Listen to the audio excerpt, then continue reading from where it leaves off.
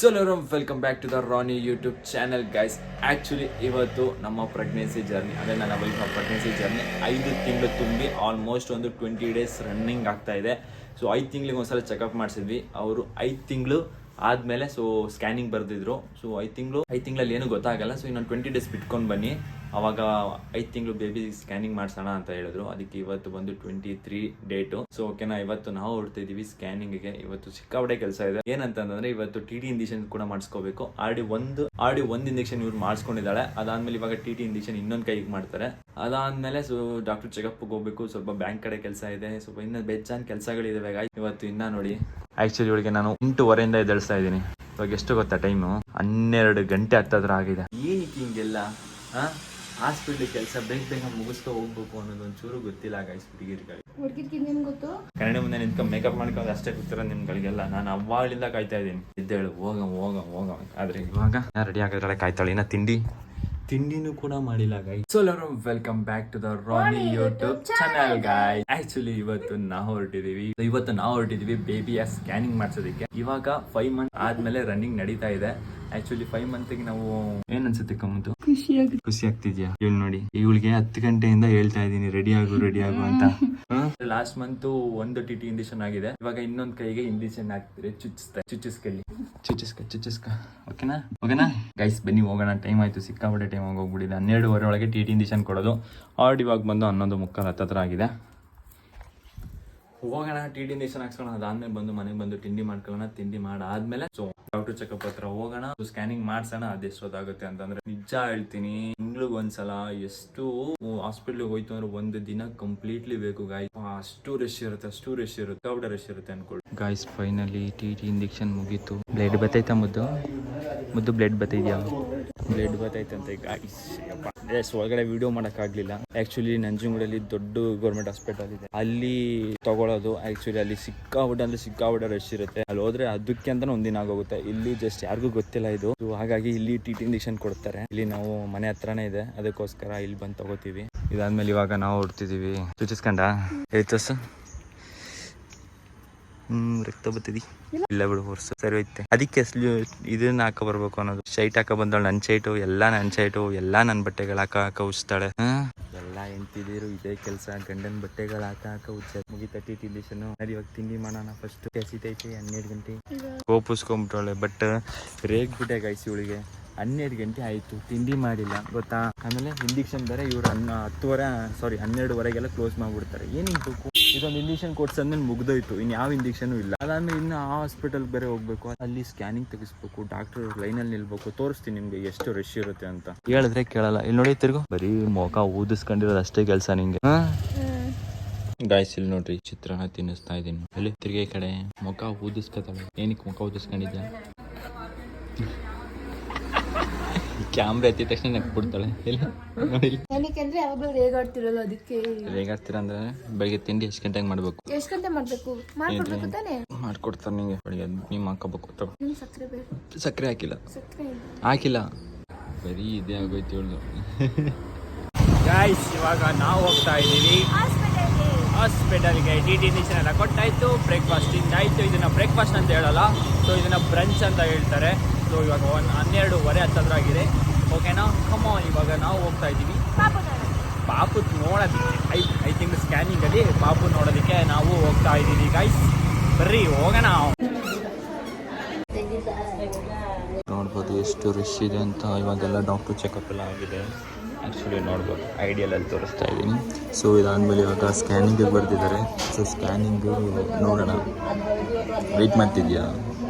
Scanning ಇನ್ನೂ time ಇತ್ತು, ಅದಕ್ಕೋಸ್ಕರ ಹೊರಗಡೆ ಸ್ವಲ್ಪ ಬ್ಯಾಂಕ್ ಕೆಲಸ ಆಯಿತು, ಪೋಸ್ಟ್ ಆಫೀಸ್ ಕೆಲಸ ಆಯಿತು. ಬಟ್ ಏನೂ ವರ್ಕ್ ಆಗಲಿಲ್ಲ. ಇವಳು ಸುಸ್ತು ಅಂತ ಹೇಳ್ತಿದ್ಲು, ಅದಕ್ಕೋಸ್ಕರ ಎಳ್ಳೀರು ಕುಡ್ಸೋಣ ಅಂತ ಬಂದಿದ್ದೆ. ಚೆನ್ನಾಗಿದೆ ಎಳ್ಳೀರು, ಚೆನ್ನಾಗಿದ್ಯಾ ಗೈಸ್? ಇವಾಗ ಆಲ್ಮೋಸ್ಟ್ ಟೈಮ್ ಬಂದು 2 ಗಂಟೆ ಹತ್ತಿರ ಆಗಿದೆ. ಇವಾಗ ಹೋಗ್ಬೇಕು, ಎಳ್ಳೀರು ಕುಡಿದ ತಕ್ಷಣ ಸ್ಕ್ಯಾನಿಂಗಿಗೆ ಹೋಗ್ಬೇಕು. ಸ್ಕ್ಯಾನಿಂಗಲ್ಲಿ 5 ಮಂತ್ಸ್ ಬೇಬಿ ಯಾವ ಥರ ಇರುತ್ತೆ, ಏನಿದೆ ಎಕ್ಸೈಟ್ಮೆಂಟ್ ನಿಮಗೆ? ಇಲ್ಲಿ ಏನಂತಂದರೆ ಗಂಡನಿಗೆ ಒಳಗಡೆ ಬಿಡಲ್ಲ ಗಾಯ್ಸ್, ಅದೊಂದೇ ಬೇಜಾರು. ಬೇರೆ ಹಾಸ್ಪಿಟ್ಲಲ್ಲೆಲ್ಲ ಗಂಡಂದಿರನ್ನ ಒಳಗಡೆ ಬಿಟ್ಟು ಸ್ಕ್ಯಾನಿಂಗಲ್ಲಿ ಮಗು ಹೇಗಿದೆ ಅಂತ ನೋಡಲಿ ಅಂತ ಬಿಡ್ತಾರೆ. ಬಟ್ ಇಲ್ಲಿ ಬಿಡಲ್ಲ, ಪ್ರೈವೇಟ್ ಹಾಸ್ಪಿಟಲ್ ಅಲ್ವಾ. ಮಗು ಮಾತ್ರ ಇವಳು ಮಾತ್ರ ನೋಡ್ಬೋದು ಅಷ್ಟೇ. ನಾನು ಬರೀ ಸ್ಕ್ಯಾನಿಂಗಲ್ಲಿ ಮಾತ್ರ ನೋಡ್ಬೋದು ಅಷ್ಟೇ. ಇವಳು ಡೈರೆಕ್ಟಾಗಿ 3D ತೋರಿಸ್ತಾರೆ ಇವಳಿಗೆ ಅಲ್ಲ. ಒಂದು ಬನ್ನಿ ಎಳ್ನೀರು ಕುಡ್ಕೊಂಡು ಹೋಗೋಣ ಅಂತ ಗೈಸ್. ಇವಾಗ ಫೈನಲಿ ಹಾಸ್ಪಿಟಲ್ ಎಲ್ಲ ಮುಗಿಸ್ಕೊಂಡು ಬಂದಿದ್ವಿ. ಆಲ್ರೆಡಿ ಡ್ರೆಸ್ ಚೇಂಜ್ ಆಗಿದೆ. ಏನಕ್ಕೆ ಅಂತಂದರೆ ಸೊ ಮಳೆ ಬರ್ತಿತ್ತು, ಮಳೆ ನೆನ್ಕೊಂಬಿಟ್ವಿ. ಅದಕ್ಕೋಸ್ಕರ ನಾವು ಮಳೆಯಲ್ಲಿ ನೆನ್ಕೊಂಡಿರ್ತೀವಿ, ಡ್ರೆಸ್ ಚೇಂಜ್ ಮಾಡಿದಾಗೋಯ್ತು. ಇವಾಗ ರಿಪೋರ್ಟ್ ಬಗ್ಗೆ ಹೇಳುವಂತ ಟೈಮ್ ಏನಿಗೆ ಅಂತಂದ್ರೆ ಸೊ ರಿಪೋರ್ಟ್ ಆಕ್ಚುಲಿ ಎಲ್ಲ ನಾರ್ಮಲ್ ಆಗಿ ಬಂದಿದೆ. ಸೊ ಒಂದೇನಪ್ಪಾ ಅಂತಂದ್ರೆ ಮಗು ಗ್ರೋತ್ ತುಂಬಾ ಚೆನ್ನಾಗಿದೆ. ಇವಾಗ ಆಲ್ಮೋಸ್ಟ್ 5 months ನಡೀತಾ ಇದೆ ಇವಳಿಗೆ. 5 monthsಗೆ ಇವಾಗ ಆಲ್ಮೋಸ್ಟ್ ಅವಳಿಗೆ 5 months ನಡೀತಾ ಇರೋದ್ರಿಂದ ಸೊ ಅವಳಿಗೆ ಇವಾಗ 300 ಅಲ್ಲ, ಸೊ 300 grams ಇವಾಗ ಗ್ರೋತ್ ಆಗಿದೆ. ಮಗು ವೆಯ್ಟ್ ಇವಾಗ 300 grams ಇದೆ ಗೈಸ್.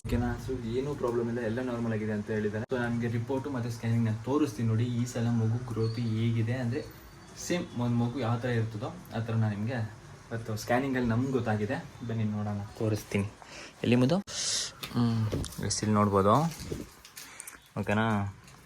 ಇಲ್ಲಿ ನೋಡಿ, ಇದು ಆ್ಯಕ್ಚುಲಿ ಮಗು ಕಾಲು ನೋಡಿ, ಕಾಲು. ಆಮೇಲೆ ಇದು ಹಸ್ತ, ಇದು ಮೇ ಬಿ ಮಗು ಕಾಲೇ ಅನಿಸುತ್ತೆ.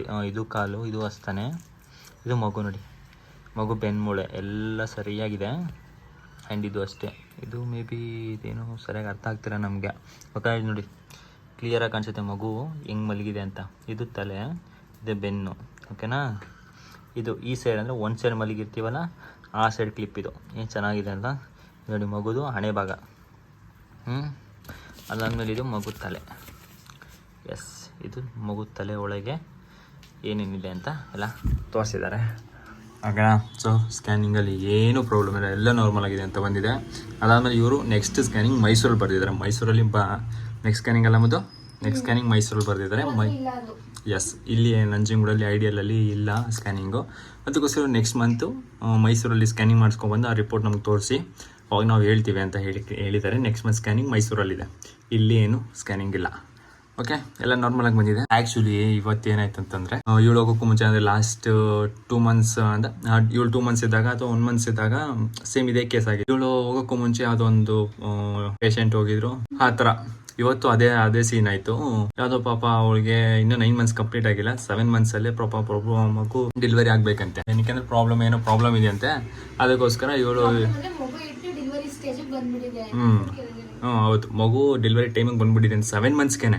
ಸೊ ಹಾಗಾಗಿ ಅವ್ರು ಡಾಕ್ಟ್ರು ಹೇಳ್ತಿದ್ರು ಈ ಥರ ಮಾಡಿಸ್ಕೊಳ್ಬೇಕು, ಇವತ್ತೇ ಡೆಲಿವರಿ ಆಗಿ ಮಾಡಿಸ್ಕೋಬೇಕು, ಇಲ್ಲಾಂದ್ರೆ ಮಗು ಪ್ರಾಬ್ಲಮ್ ಆಗುತ್ತೆ ಹಂಗೆ ಹಿಂಗೆ ಅಂತ ಹೇಳ್ತಿದ್ರು. ನಾನು ಪಾಪ ಅವ್ರ ಮಮ್ಮಿ, ಸೊ ಅವ್ರ ತಾಯಿ ಹೊರಗಡೆ ಬಂದ್ಬಿಟ್ಟು ಅಳ್ತಾ ಕುಂತಿದ್ರು. ಪಾಪ ನಂಗೆ ನೋಡೇ ಒಂಥರ ಅನ್ಸ್ಬಿಡ್ತು. ಆದ್ಮೇಲೆ ಇವಳು ಹೋಗಿ ಪ್ರತಿಯೊಬ್ಬರಿಗೂ ಏನೋ ಒಂದು 2 ನಿಮಿಷ ಆಲ್ಮೋಸ್ಟ್ ಒಂದು ಸ್ಕ್ಯಾನಿಂಗ್ ಅಂತ ಒಂದು 5 ನಿಮಿಷ 10 ನಿಮಿಷ ಆಯ್ತು. ಇವಳಿಗೆ ½ an hour ಆದ್ರೂ ಇವಳು ಒಳಗಡೆ ಬಂದಿಲ್ಲ. ಒಂದ್ ಕಡೆ ನನಗೆ ಭಯ, ಏನಪ್ಪ ಕತೆ ಇಷ್ಟೊತ್ತಾದ್ರೂ ಬಂದಿಲ್ವಲ್ಲ, ಏನ್ ಮಾಡ್ತಿದಾರೆ ಯಪ್ಪ, ಏನ್ ಸ್ಕ್ಯಾನಿಂಗ್ ಇದು, ಏನೋ ಪ್ರಾಬ್ಲಮ್ ಇದೆಯಾ, ಏನಿದೆ, ಎತ್ತ ಇದೆಯಾ ಅಂತ ನಾನು ತಲೆ ಕೆಡಿಸ್ಕೊಂಡೆ. ಜಗತ್ತಲ್ಲಿ ಯಾವ್ಯಾವ ದೇವ್ರು ಇದೆಯೋ ಎಲ್ಲಾ ದೇವ್ರನ್ನ ಒಂದ್ಸಲ ನಾನು ನೆನ್ಸ್ಕೊಂಡ್ಬಿಟ್ಟಿದ್ದೀನಿ. ಏನಕ್ಕೆ ಅಂದ್ರೆ ಅಷ್ಟು ಟೆನ್ಷನ್. ಅದು ಬೇರೆ, ಅದು ಬಿಫೋರ್ ಅವರು ಪೇಷಂಟು ಸಹ ಹೇಳಿದ್ರಲ್ಲ, ಅದೊಂದು ತಲೆ ಮೇಲೆ ಕೂತ್ಕೊಂಡ್ಬಿಟ್ಟಿತ್ತು, ಅದೊಂದು ಟೆನ್ಷನ್ ಇತ್ತಲ್ಲ.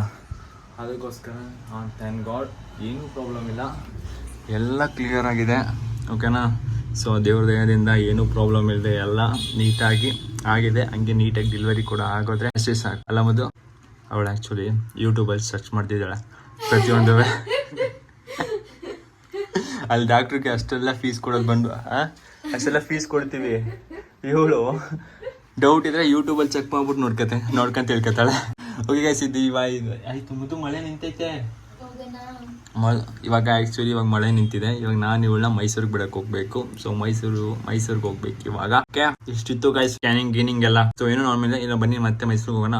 ನಮ್ಮ ಮತ್ತೆ ಮನೆ ಹೋಗ್ಬಿಟ್ಟು ಇವಳನ್ನ ಬಿಟ್ಬಿಟ್ಟು ಬರ್ಬೇಕು. ಓಕೆ ಗಾಯ್ಸ್, ಈಗ ಫೈನಲಿ ಎಲ್ಲ ರಿಪೋರ್ಟ್ ಎಲ್ಲ ಚೆಕಪ್ ಎಲ್ಲ ಮುಗೀತಲ್ಲ. ಇವಾಗ ಇವ್ರ ಮಮ್ಮಿ ಮನೆಗೆ ಬಿಡಬೇಕಾಗಿತ್ತು. ಅದಕ್ಕೋಸ್ಕರ ನಾನು ಇವಾಗ ಇದ್ದೀನಿ ಎಕ್ಸಾಕ್ಟ್ಲಿ ಮೈಸೂರು ಟೆರಿಸೈನ್ ಕಾಲೇಜ್ ಹತ್ರ.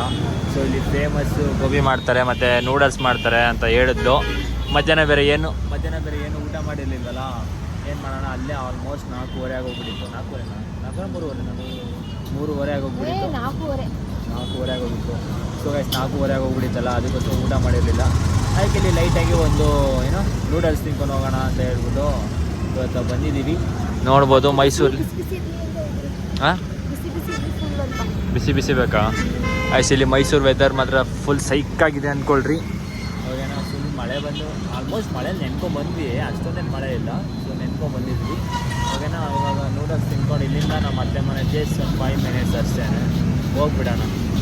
ಓಕೆ ಓಕೆನಾ? ಖುಷಿ ಇವಳು ಮನೆಗೆ ಬಿಟ್ಬಿಟ್ರೆ ನಿನಗೆ.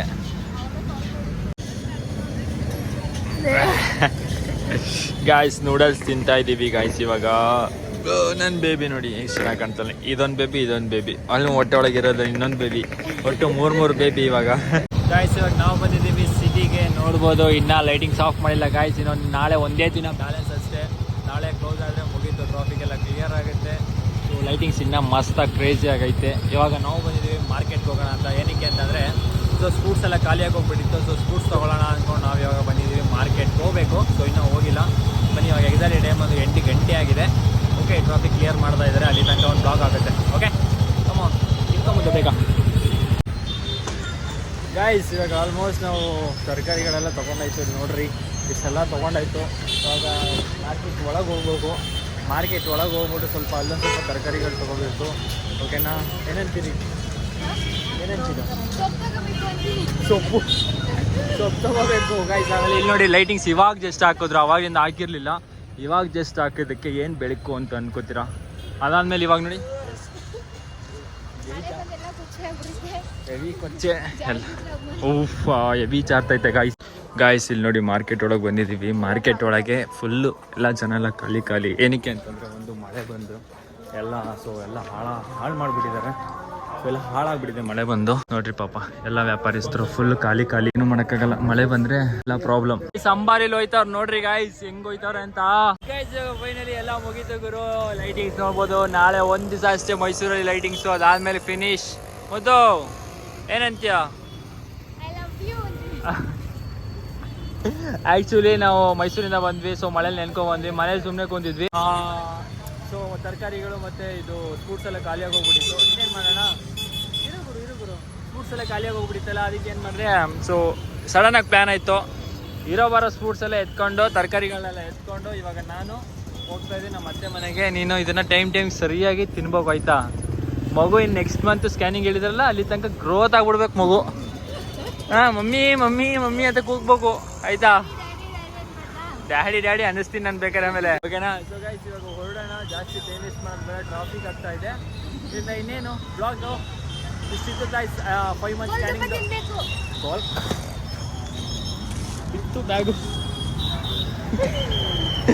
ಗಾಯ್ಸ್. ಬ್ಯಾಗ್ ಬೀಳ್ತಿತ್ತು. ಹೆಂಗ್ ಕ್ಯಾಚ್ ಹಿಡಿದೆ ಗೊತ್ತಾ ಗಾಯ್ಸ್? ನಾನು ಸೈಕಾಗಿಡಿದೆ ಅಂದ್ಕೊಳ್ರಿ ಗೈಸ್. ಇದಿತ್ತು 5 ಮಂತ್ ಸ್ಕ್ಯಾನಿಂಗ್ ಬೇಬಿಯ ರಿಪೋರ್ಟು ಮತ್ತು 5 ಮಂತ್ ಬೇಬಿಯ ವಿಡಿಯೋ. ಸೊ ವಿಡಿಯೋ ಇಷ್ಟ ಆಗಿದೆ ಅಂತ ಅನ್ಕೋತೀನಿ. ಇಷ್ಟ ಆಗಿದೆ ಏನು ಮಾಡಬೇಕು ಹೇಳಿ? ಲೈಕ್ ಮಾಡಿ, ಶೇರ್ ಮಾಡಿ, ಕಮೆಂಟ್ ಮಾಡಿ ಅಂತ ಹೇಳ್ತಾ ಇದೇ ಥರ ಯಾವ್ದಾದ್ರು ನೆಕ್ಸ್ಟ್ ವಿಡಿಯೋ ಸಿಗ್ತೀನಿ. ಅಲ್ಲಿ ತನಕ love you all, take care, bye.